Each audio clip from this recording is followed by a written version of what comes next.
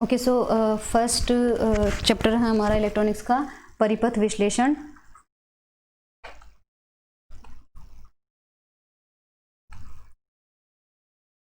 Circuit analysis.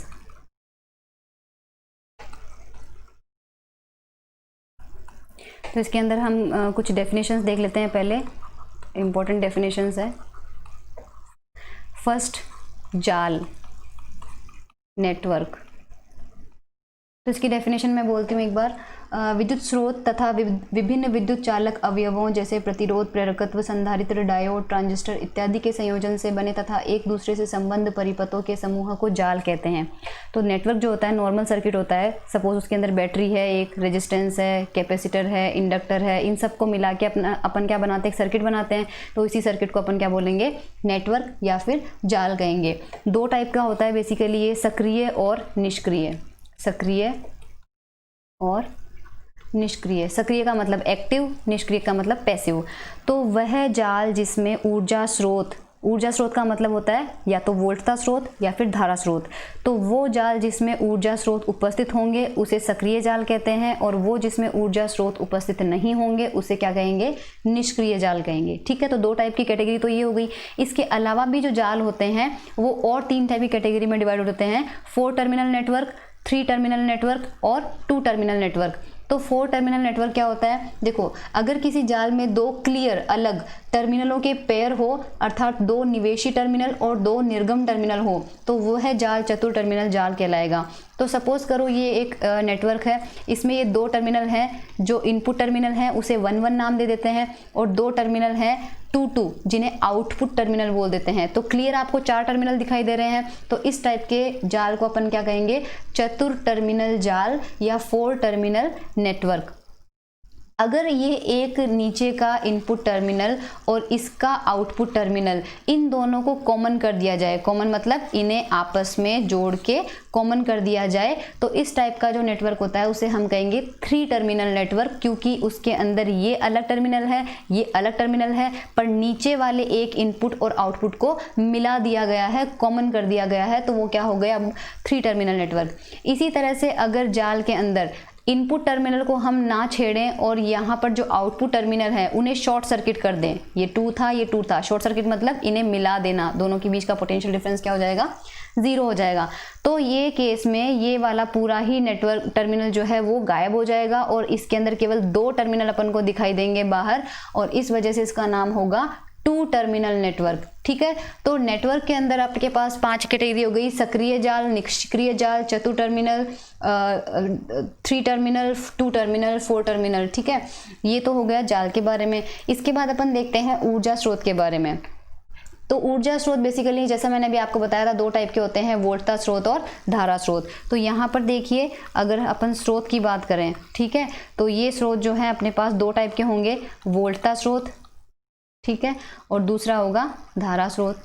Again वोल्टता स्रोत दो category में होंगे, आदर्श वोल्टता स्रोत और एक होगा वास्तविक वोल्टता स्रोत। इसी प्रकार से धारा जो है वो आदर्श धारा स्रोत और वास्तविक धारा स्रोत।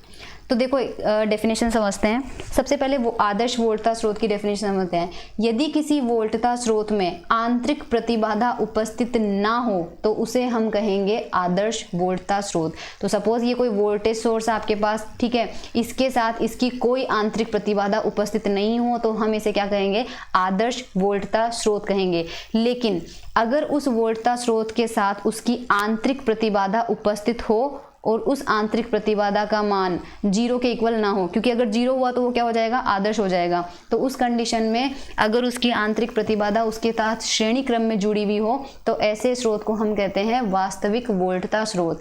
अब धारा स्रोत की बात करते हैं। तो सपोज ये कोई धारा स्रोत है, अगर इस धारा स्रोत के समांतर में, ध्यान रखना इस टाइम पे अपन ने क्या बात करी थी, श्रेणी क्रम में। वोल्टता स्रोत में जो प्रतिबाधा होती है वो श्रेणी क्रम में जुड़ी हुई होती है, जबकि धारा स्रोत में क्या होती है, समांतर क्रम में। तो अगर किसी धारा स्रोत के समांतर में अनंत प्रतिबाधा जुड़ी हुई है तो उसे हम कहेंगे आदर्श धारा स्रोत, और अगर अनंत प्रतिबाधा ना होकर कोई परिमित मान, फाइनाइट परिमित मान की प्रतिबाधा जुड़ी है तो उसे हम कहेंगे वास्तविक धारा स्रोत। तो ये 2 अपने पास सोर्सेज हो गए। इसके बाद अपन बात करते हैं इम्पीडेंस की, ठीक है, प्रतिबाधा की। तो देखो प्रतिबाधा की बात अपन करते हैं तो सबसे पहले पढ़ते हैं रेखीय प्रतिबाधा के बारे में। रेखीय प्रतिबाधा, लीनियर इम्पीडेंस, ये क्या हो जाएगा, लीनियर इम्पीडेंस।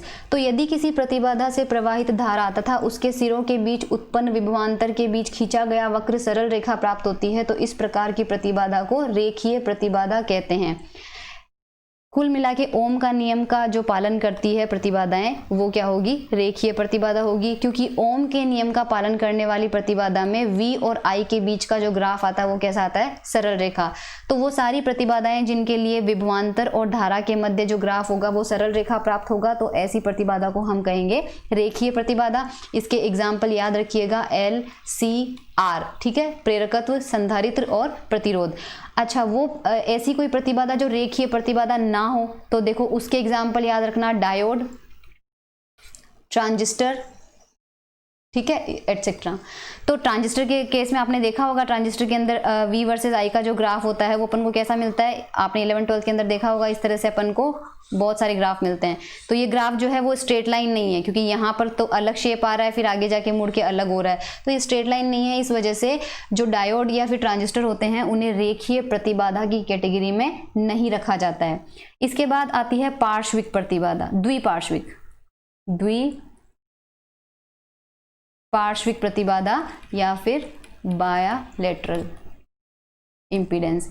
तो देखो यदि किसी प्रतिबाधा से प्रवाहित धारा की दिशा को उलटने पर प्रतिबाधा का मान अपरिवर्तित रहे तो उसे द्विपार्श्विक प्रतिबाधा कहते हैं। तो इसका मतलब है कि यानी कि ऐसी प्रतिबाधा जिसमें धारा किसी भी दिशा में प्रवाहित हो उसकी प्रतिबाधा का मान परिवर्तित नहीं होता है। इसके एग्जाम्पल भी याद रखिएगा, L, C, R। मैं एग्जाम्पल ले लेती हूँ, देखो R का डायग्राम बनाते हैं अपन। ये रेजिस्टेंस है, इसमें धारा I प्रवाहित कराओ, इसके प्रतिरोध का मान लीजिए R है। अब धारा इसी दिशा में उल्टी दिशा में प्रवाहित कर लो तो भी इसमें प्रतिरोध का मान कितना रहेगा, R ही रहेगा। तो इस कंडीशन में ये प्रतिबाधा कैसी कहलाएगी, द्विपार्श्विक प्रतिबाधा कहलाएगी। एक ऐसी प्रतिबाधा को समझते हैं जिसको अपन द्विपार्श्विक प्रतिबाधा की कैटेगरी में ना रखना चाहें, तो उसके एग्जाम्पल भी याद रखिएगा। अगेन उसका एग्जाम्पल है डायोड, ट्रांजिस्टर, एटसेट्रा। तो एग्जाम्पल मैं बता देती हूँ आपके पास, डायोड का एग्जाम्पल। तो डायोड का एग्जाम्पल क्या होगा, देखो आपके पास सपोज यहाँ पे अपन ने एक डायोड बनाया, ये रहा, ठीक है, ये डायोड बनाया। तो डायोड के अंदर अपन ने धारा प्रवाहित करवाई। तो धारा आप जब किसी डायोड के अंदर धारा एक दिशा में प्रवाहित करवाते हैं और अगर उस दिशा के लिए डायोड जो है वो फॉरवर्ड बायस है, मैं आगे बताऊंगी ये फॉरवर्ड बायस क्या होता है, पर अभी के लिए आप इतना याद रखिएगा, जब डायोड फॉरवर्ड बायस होता है तो डायोड अपने प्रतिरोध का मान क्या कर लेता है, 0 कर लेता है, ताकि जो धारा आप प्रवाहित करवा रहे हो वो बिना किसी विरोध के आसानी से उसे उसमें प्रवाहित हो जाए। लेकिन यदि जो डायोड है वो रिवर्स बायस में होता है, ठीक है, रिवर्स बायस में होता है, यानी उल्टी दिशा में धारा प्रवाहित अगर करवाते हैं, इस दिशा में धारा प्रवाहित करवाओगे तो वो क्या हो जाएगा, रिवर्स बायस में हो जाएगा। तो उस कंडीशन में जो डायोड होता है वो अपने अंदर अनंत प्रतिरोध बना लेता है ताकि वो बिल्कुल भी अपने अंदर से धारा को प्रवाहित ना होने दे। तो जब आपने धारा को एक दिशा में रखा तो वो प्रतिरोध को 0 कर लेता है, और धारा को दूसरी दिशा में रखा तो वो प्रतिरोध को अनंत कर लेता है, यानी धारा की दिशा पलटने से वो अपनी प्रतिबाधा के मान में परिवर्तन कर लेता है, जिसके कारण इसे हम द्विपार्श्विक प्रतिबाधा की कैटेगरी में नहीं रखते हैं। इसके बाद अपन बात करते हैं कुछ और डेफिनेशंस की, जिसके अंदर सबसे पहली डेफिनेशन है ब्रांच, शाखा, ठीक है, ब्रांच। तो डेफिनेशन इसकी क्या होगी, किसी जाल में जाल का वह भाग या धारा का वह पथ जिसमें किसी धारा का मान नियत होता है उसे जाल की शाखा कहते हैं। तो एक नेटवर्क बनाती हूं मैं, देखिए सपोज ये अपने पास एक जाल है, ये बहुत सारे प्रतिरोध है, ये यहाँ पे बैटरी लगी हुई है, नाम देते हैं इनको A, B, C, D, E, F। तो इसके अंदर वह पथ जिसमें धारा का मान नियत रहेगा। तो देखो A से शुरू होने वाली धारा B तक सेम रहेगी, B के बाद वो चेंज हो जाएगी, तो A से B तक के मान को अपन क्या बोलेंगे, शाखा, A से B तक के भाग को शाखा कहेंगे। इसी तरह से B से प्रवाहित होने वाली C तक तो सेम रहेगी, C के बाद उसकी वैल्यू चेंज हो जाएगी, तो B से C तक के भाग को कहेंगे शाखा। तो यहाँ पर शाखा कौन कौन सी है, AB, BC, BE, CF etcetera, है ना, ये सब शाखाएं होगी। इसके अलावा एक डेफिनेशन है संधि या फिर नोड। तो किसी जाल में वह बिंदु जिस पर 2 या 2 से अधिक शाखाएं आकर मिलती है उसे संधि कहते हैं। तो डायग्राम में, इस वाले ग्राफ में अगर देखो तो बिंदु B है, C है, तो ये क्या हो जाएंगे, संधि बिंदु हो जाएंगे, क्योंकि इन पर शाखाएं आकर मिल रही है 2 या 2 से अधिक। इसके बाद आता है पाश या फिर लूप। तो किसी जाल में धारा का वह बंद पथ जो कुछ शाखाओं के द्वारा बना होता है उसे पाश या लूप कहते हैं। तो यहाँ पर देखो ये बंद पथ है, ए से लेकर बी, बी से लेकर फिर ई, ई से वापस ए तक जाना। तो ये लूप नंबर 1 हो गया, ये लूप नंबर 2 हो गया और ये लूप नंबर 3 हो गया। तो कुल मिला के धारा का एक बंद पथ जिसके अंदर कुछ शाखाओं द्वारा निर्मित होता है। तो सबके अंदर आप ध्यान से देखेंगे तो 2 या 2 से ज्यादा शाखाएं मिलेगी आपको। इसमें ए बी और बी 2 शाखाएं हैं, दूसरे लूप में 3 शाखाएं हैं, बी ई, बी सी और सी एफ। तीसरे लूप के अंदर आपके पास सी डी और सी एफ 2 शाखाएं हैं। तो ये कुछ बेसिक डेफिनेशंस है जो सर्किट एनालिसिस में काम आती है।